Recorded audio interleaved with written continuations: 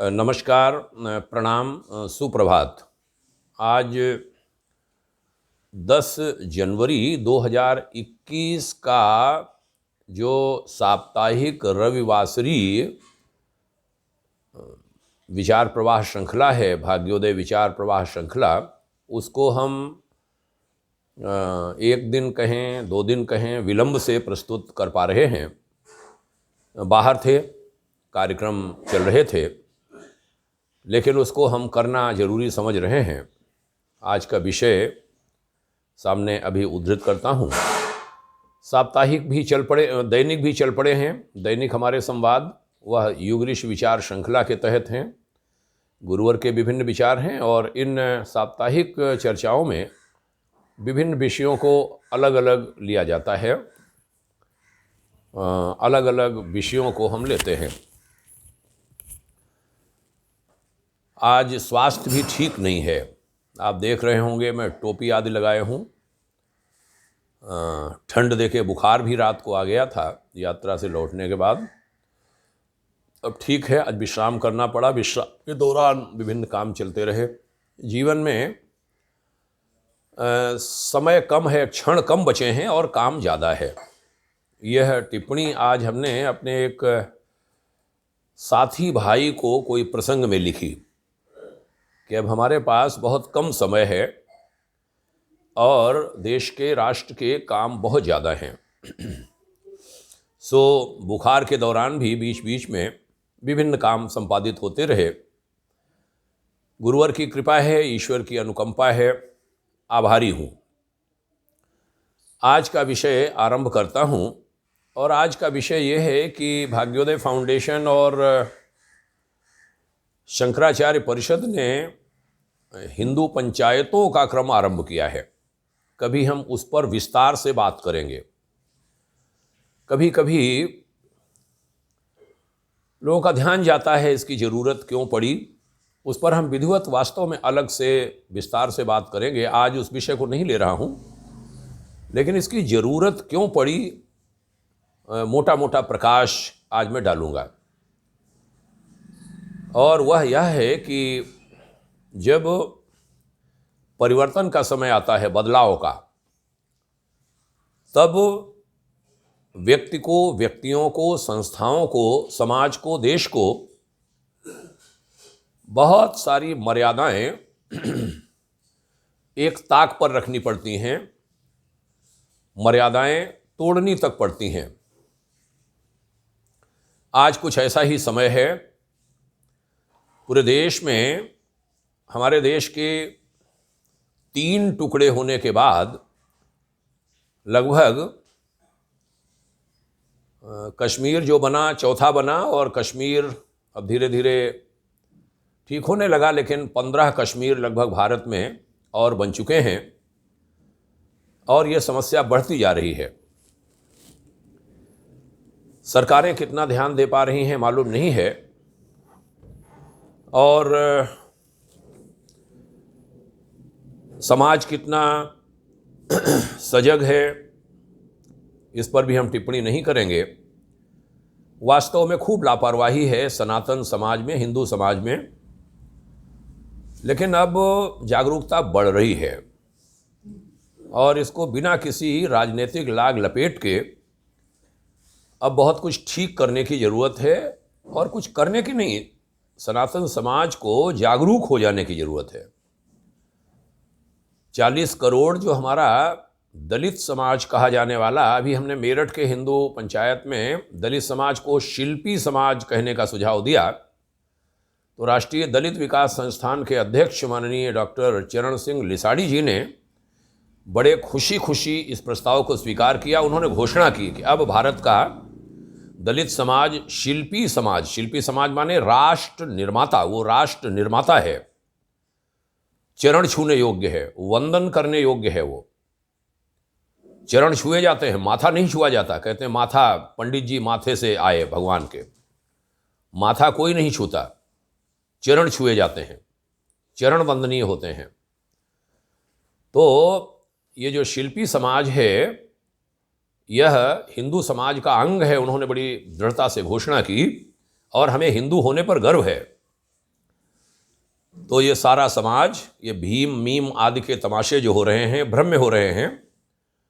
कुछ लोग आ गए हैं बीच में आंवर रावण बनकर, वो भ्रमित कर रहे हैं वास्तव में, क्योंकि वो ये नहीं बताते कि हमारे ही देश के अंबेडकर और मंडल जी सीनियर थे अंबेडकर जी से, और अंबेडकर जी यहाँ पूज्य हो गए और मंडल जी को बेइज्जत होकर कानून मंत्री पाकिस्तान सरकार होते हुए उन्हें वहाँ से भागना पड़ा था। गुमनामी के अंधेरे में वो यहाँ मरे।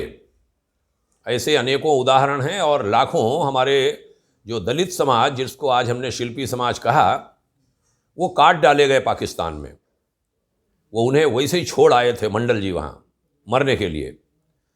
तो इतिहास की विभिन्न गलतियों से सबक लेना है और पूरा समाज एक साथ खड़ा हो जाए, आज इसकी बड़ी आवश्यकता है। पूरा हिंदू समाज, पूरा सनातनी समाज, फिर कोई समस्या नहीं है। जो हिंदू समाज का, सनातन समाज का नुकसान चाहते हैं, हानि चाहते हैं, उनको भी फिर सजग होना होगा। वह सजग होंगे, नहीं तो अन्य मार्ग निकलेंगे। तो आज हिंदू पंचायत क्यों, इसके बारे में कुछ ऐसे तथ्य, आध्यात्मिक गहरे तथ्य मैं यहाँ रखूँगा कि जब देश की आज़ादी का समय था तो श्री अरविंद जी ऐसे महायोगी हुए जो पहले एक सशक्त क्रांतिकारी के रूप में उभरे, उसके बाद एक कमरे में बंद हो गए। उनके अनुसार भारत को आज़ादी मिलना निश्चित हो चुका था और एक और बड़ा कार्य होना शेष था, धरती पर भागवत चेतना का अवतरण। परमात्मा के अवतरण के लिए ऋषि सत्ताएं तप करती हैं, यही कार्य श्री अरविंद जी ने किया था। और दिव्य संस्कृति अतिमानस के लिए ऋषि अगस्त की पवित्र तपोभूमि पांडिचेरी में वह कठोर तप आजीवन करते रहे वहाँ बैठकर, और उन्होंने बहुत सारी आत्माओं को भारत भूमि पर जन्म लेने के लिए विवश किया था, और वो यहाँ आईं और क्रांतिवीर आत्माएं आईं। कुछ ही समय जन्मी, थोड़ी बड़ी हुईं और अंग्रेज़ों की चूलों को हिलाकर काम करके यहाँ से वापस चली गईं। ये काम वास्तव में महर्षि अरविंद की तपस्या का था। कहा था महर्षि अरविंद ने कि धरती पर देवयुग आ रहा है, यह भागवत इच्छा है। व्यक्ति के लिए परमात्मा की चेतना में निवास करना सरल हो जाएगा और मानव मानस से अतिमानस की ओर जाकर शक्ति, शांति और आनंद का स्वामी बनेगा। हमारे हाथ में एक पुस्तक है जिसका नाम है साधना समर।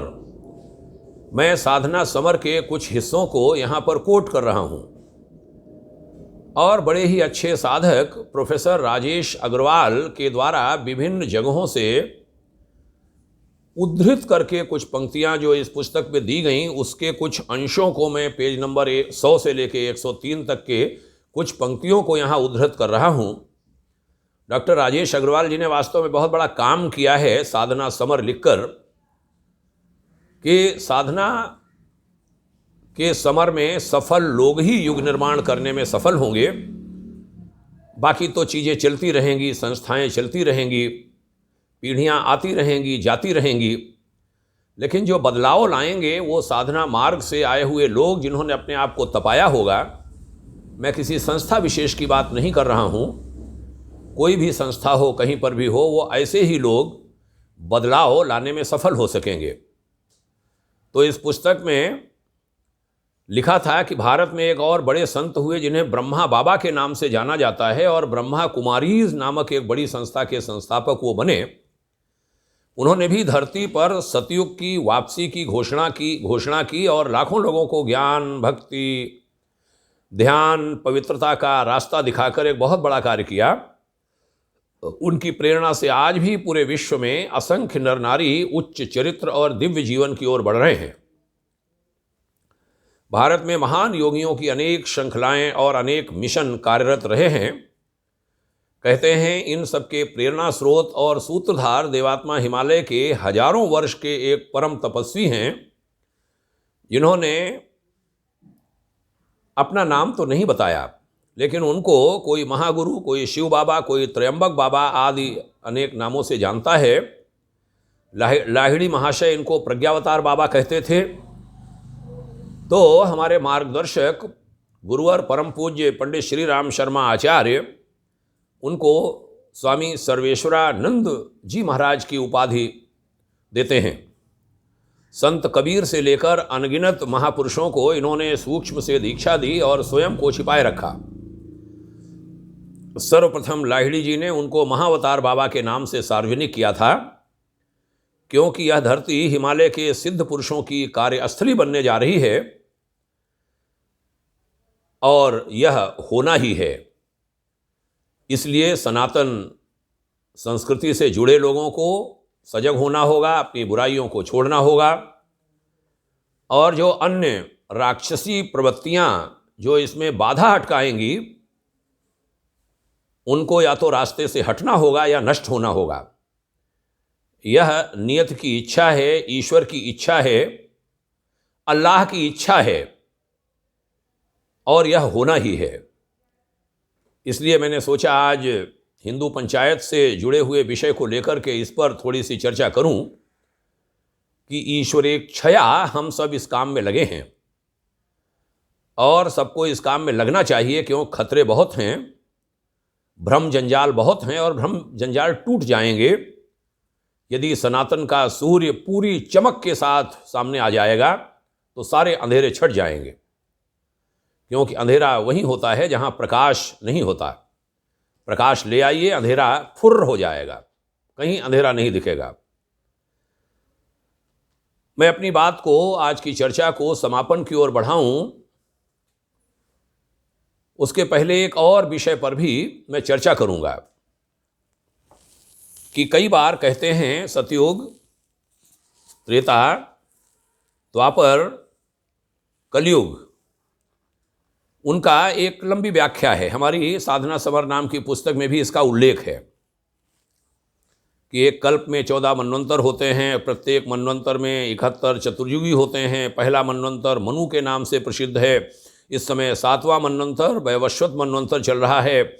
इसमें भी 27 महायुग, चतुर्युगी महायुग माने चतुर्युगी व्यतीत हो चुके हैं। उसकी एक लंबी व्याख्या है। उसके सार संक्षेप के रूप में कहूँ कि कुछ विद्वानों ने इस पर कुछ उल्लेख किया है और ये कहा है कि जो ये गणना है 4,32,000 वर्षों के बराबर की कलयुग की, वो वास्तव में वो है नहीं, वो कम है और वो कुछ किन कारणों से हुआ होगा मालूम नहीं है।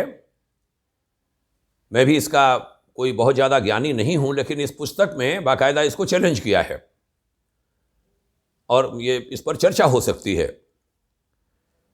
उसको स्पष्ट करते हुए ये कहा कि हर 1200 वर्ष के पश्चात अवतारी प्रक्रिया का संयोग बनता है।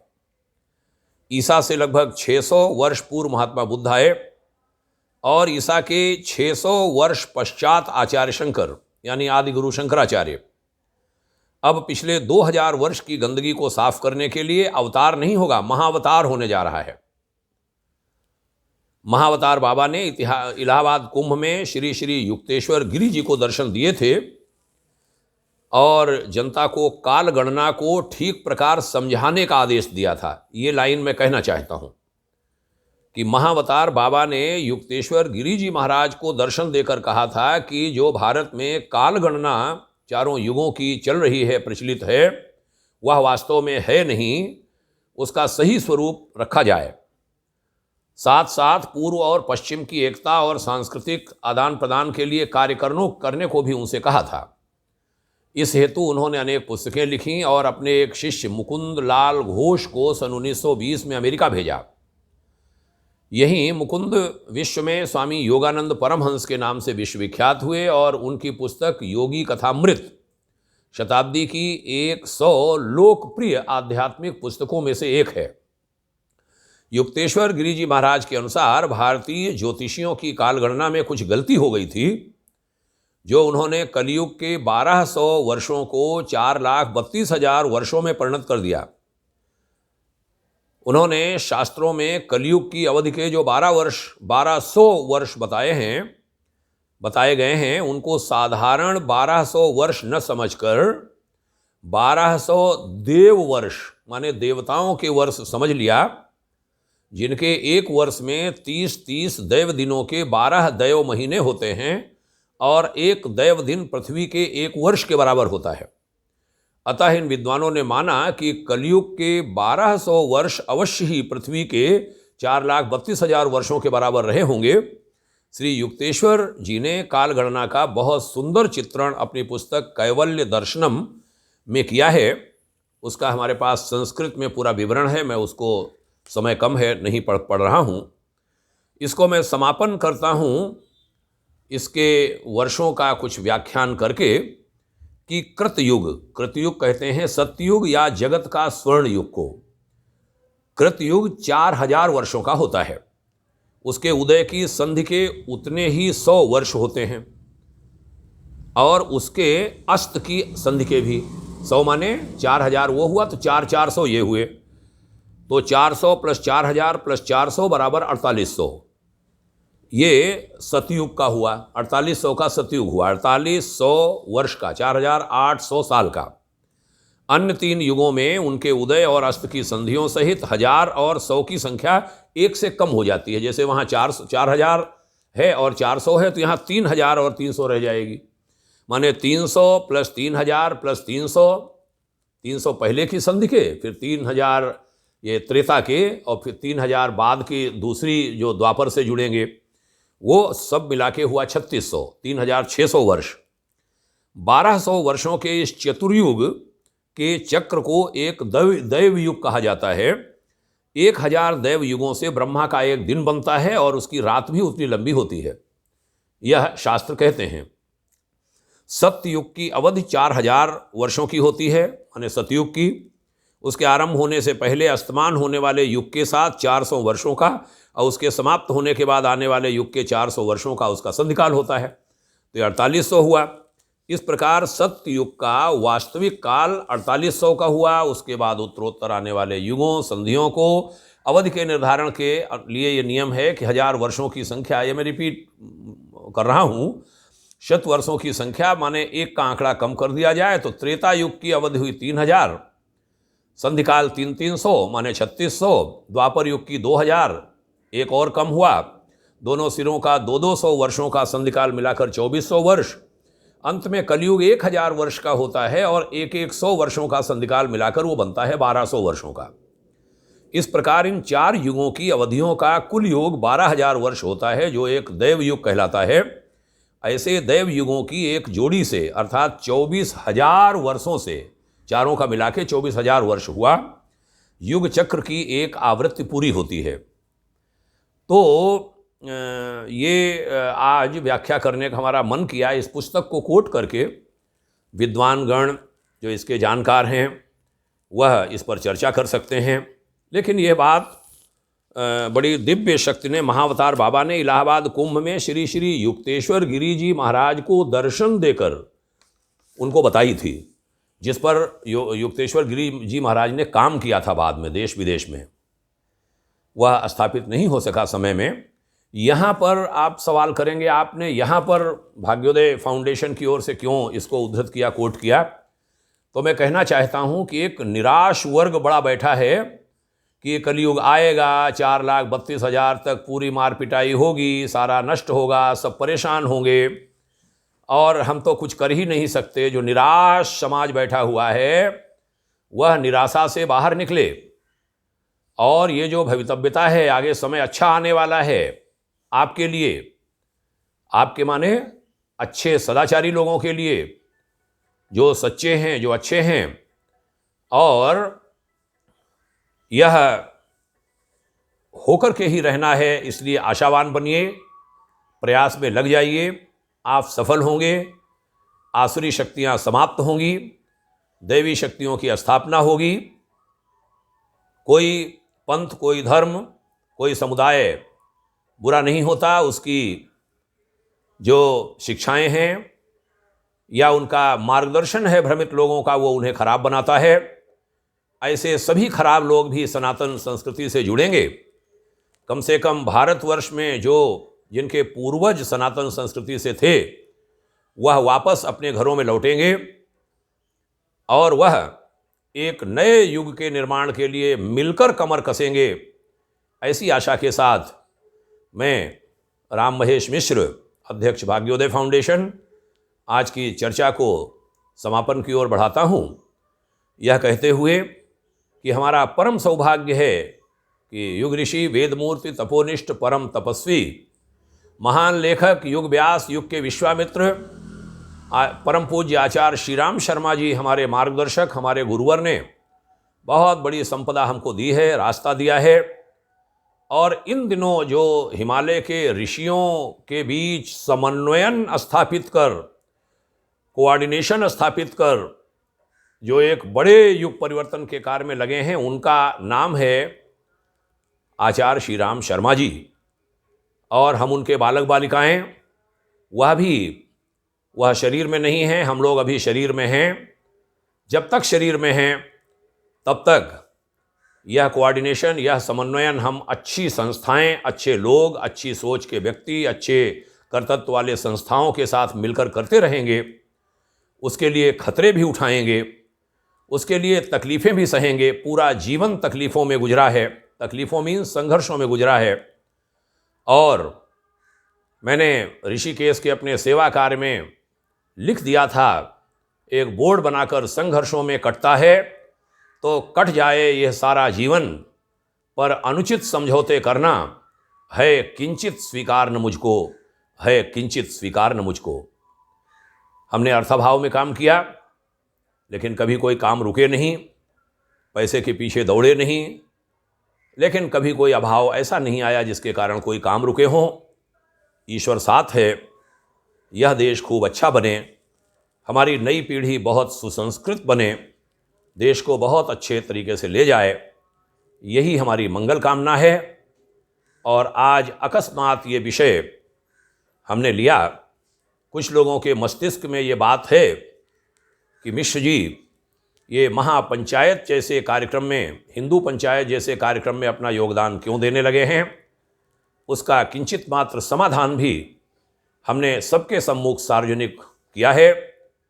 और ऐसे सभी लोगों से कहूँगा कि ईश्वर की इच्छा का सम्मान कीजिए। ईश्वर की इच्छा सर्वोपरि है, हम सब उसके अंग अवयव हैं, छोटे छोटे घटक हैं। हमारा तो अगले पल का मालूम नहीं क्या होगा, लेकिन ईश्वर ने जो निर्धारण कर रखा है वह काम अवश्य होंगे। आप स्वजनों ने यहाँ तक बात को सुना, शायद हमारी बात काफ़ी लंबी भी हो गई है। आप सभी को प्रणाम करता हूँ और यह कहता हूँ कि ये जो विभिन्न परिक्रमाएं, जो वैज्ञानिक चीज़ें कही जाती हैं, सूर्य को पृथ्वी की गणना के अनुसार 24,000 वर्ष लगते हैं, बहुत सारी चीज़ें उससे जुड़ी हैं जो आज हमने बोला है। उसके बाद ईस्वी सन 499 से सूर्य कैसे महाकेंद्र की ओर बढ़ा, कैसे कैसे मानव की बुद्धि धीरे धीरे विकसित हुई और शनैः शनैः दुनिया में सभ्यता और संस्कृति स्थापित होती हुई चली गई। आज हम विज्ञान के, तकनीक के चरम युग में जी रहे हैं और वो लंबी यात्रा है। और वो यात्रा कोई लाखों वर्ष, करोड़ों वर्ष की नहीं है, वो यात्रा इन्हीं वर्षों की है। अगर ईस्वी सन से जोड़ें तो 499 से आज 2021 के बीच की यात्रा है, सारी विकास की यात्रा। और ये विकास की यात्रा चलती रहे, सबका कल्याण हो। भगवान की बड़े प्रेम से बनाई हुई ये धरती हरी भरी रहे, रहने लायक ये दुनिया बनी रहे। उसके लिए आइए काम करें, सब मिलकर काम करें, सारे भेद तोड़कर काम करें। कम से कम हिंदू समाज, सनातनी समाज तो सब एक हो जाए, यही प्रार्थना, यही मंगल कामना। यहाँ तक सुनने के लिए, समय देने के लिए बहुत बहुत आभारी हूँ। आप स्वजनों को प्रणाम करता हूँ। जय हिंद। ओम शांति।